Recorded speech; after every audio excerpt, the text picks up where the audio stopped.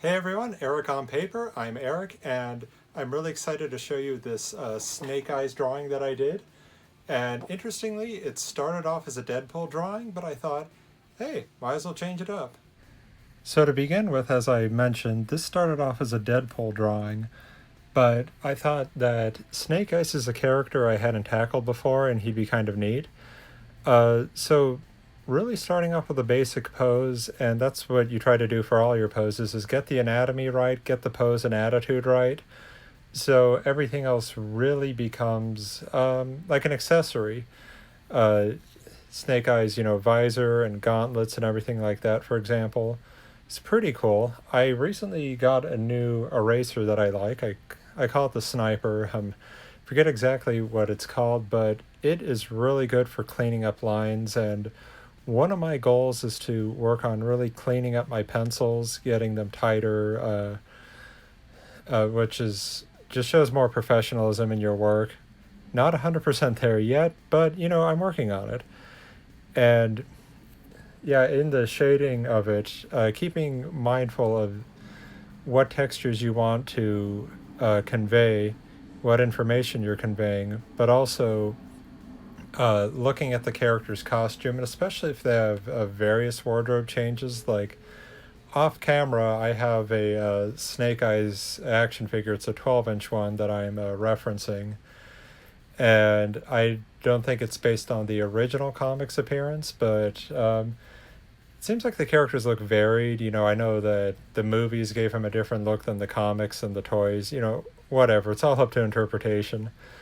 So I'm just going in here trying to get cleaner lines and a bit more precision. I mean, here I'm just roughing it out, but with the shapes I'm seeing on the figure, and I opted to go for a bit harder lead than I normally do to get that crisper line. Because sometimes I'd found a problem with my inking is that if the line is too vague and it's supposed to be technical equipment, then I end up making all kinds of mistakes. I later have to go in and fix in Photoshop. So here I am just admitting these mistakes and laying them out on the lines so that you artists out there don't have to make the same mistake I did.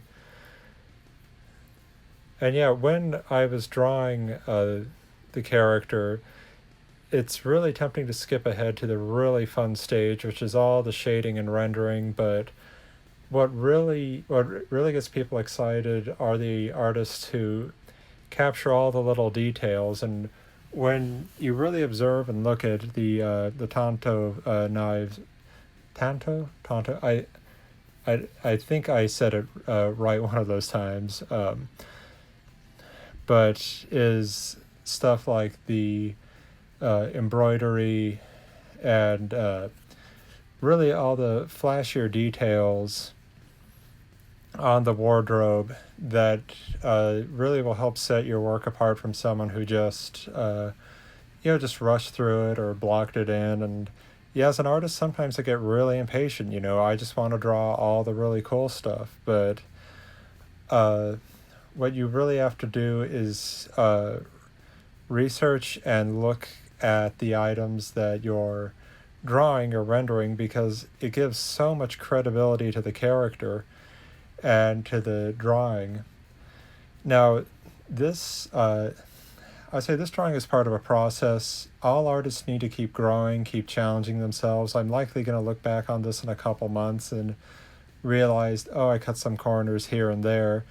And honestly, that's okay. I think it turned out pretty cool as is. But I just know that every drawing following that is something that I have learned from this previous drawing.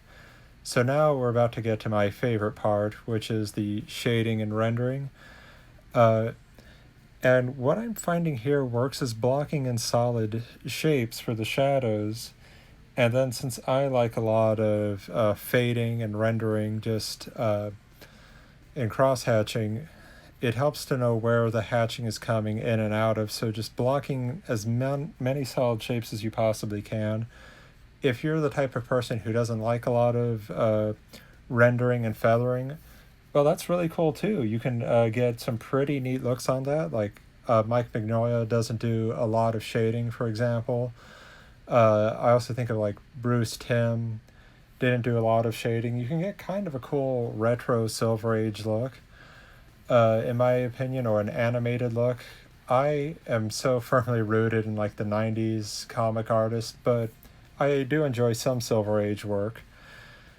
So when the penciling is completed, and I'm trying to go for completed pencils, like I could hand this off to any of my inker friends and they do a good job. And this is before I come in and do my own inking job. One thing I noticed that I didn't like in some of my previous work was that the outlines didn't feel as, not to sound corny, but organic and a bit lifeless. And the line weight was a bit, wobbly and unsteady. And it's because I outline so much better with a brush. There's no two ways about that. I just feel that I do.